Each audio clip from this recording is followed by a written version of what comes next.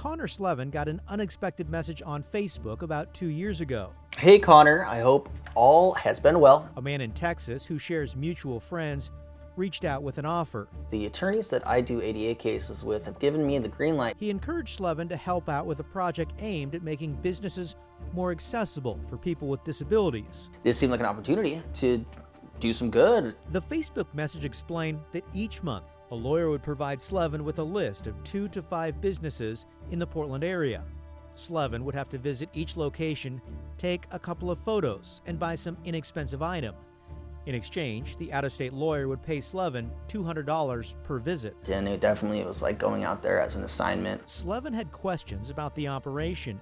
He also found it odd that many of the businesses he was sent to appeared to be owned or operated by minorities. It was getting to a point where I was starting to put together the pieces. In May, a KGW investigation confirmed his suspicions. He quit the operation and asked to no longer be associated with the lawyers who sent dozens of demand letters to small businesses in the Portland area, threatening to sue if they didn't bring their property into compliance with the Americans with Disabilities Act and pay attorney's fees of roughly $10,000. You're not allowed to just use a court system just to make money. Peter Lee's father, who owns a small commercial property in Northeast Portland, received one of those demand letters. It's affected me and especially my family. And I don't want this happening to anyone else. A disproportionate number of the ADA lawsuits, about half, targeted Asian-owned businesses, according to court records, state filings, and interviews. It's got to be stopped somewhere. So how does it work? Over the past 3 months, KGW has spoken with more than 40 people directly involved with or targeted by the operation run out of the Tennessee law firm Wampler, Carroll, Wilson, and Sanderson. The Wampler Firm, along with attorney B.J. Wade of Memphis, follow a playbook. They find people with disabilities willing to visit businesses to help identify ADA violations. Then they hire a local lawyer who sends the business a letter threatening to sue. The demand letter offers an alternative.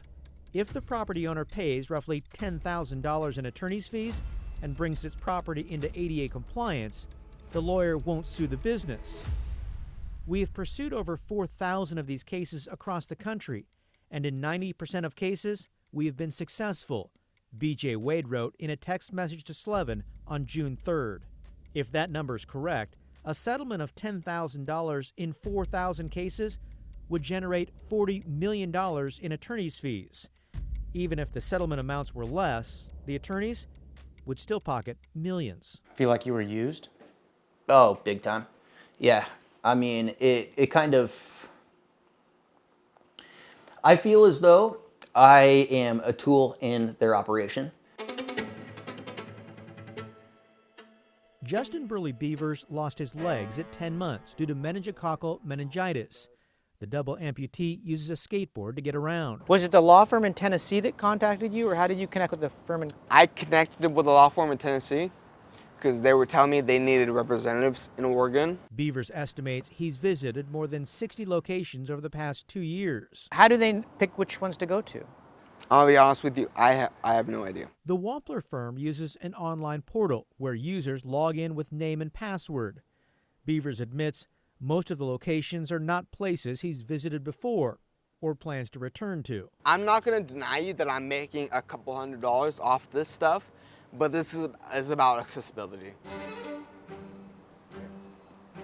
The Portland lawyer behind the ADA lawsuits, Jessica Mulligan, Ms. Mulligan, Kyle Aboshi with KGW Channel 8.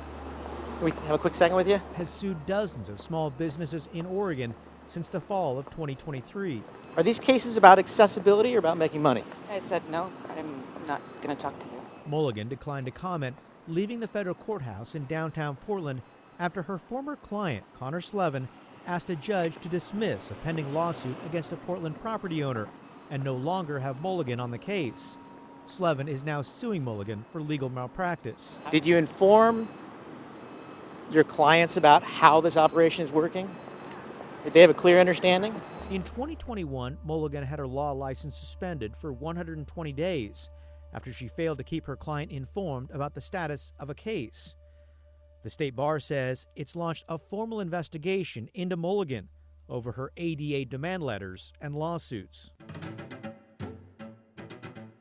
The lawsuits filed by Mulligan in Oregon are nearly identical to those filed by the Wampler Firm in Tennessee.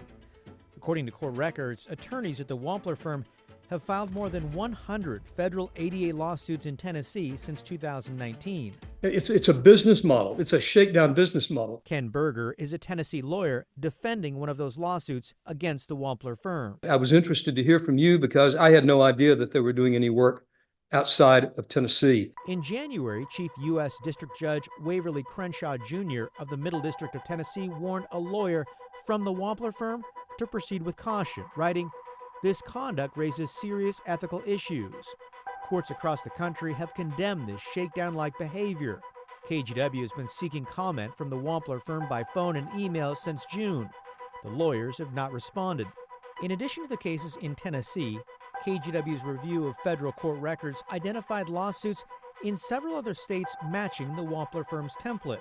ADA lawsuits filed in Arkansas, Maryland, Oklahoma, North Carolina, Texas, and Alabama include the same language, punctuation, indentation, and format. It's cookie cutter. That's a guy in a chair that, I, for myself, was looking to do a good thing, and they don't care about that at all. Connor Slevin thought his attorneys would use the ADA to improve accessibility.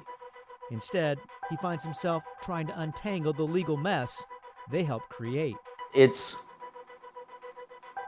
the lawyers taking advantage of an unfortunate situation and taking advantage of vulnerable communities along the way for their profit.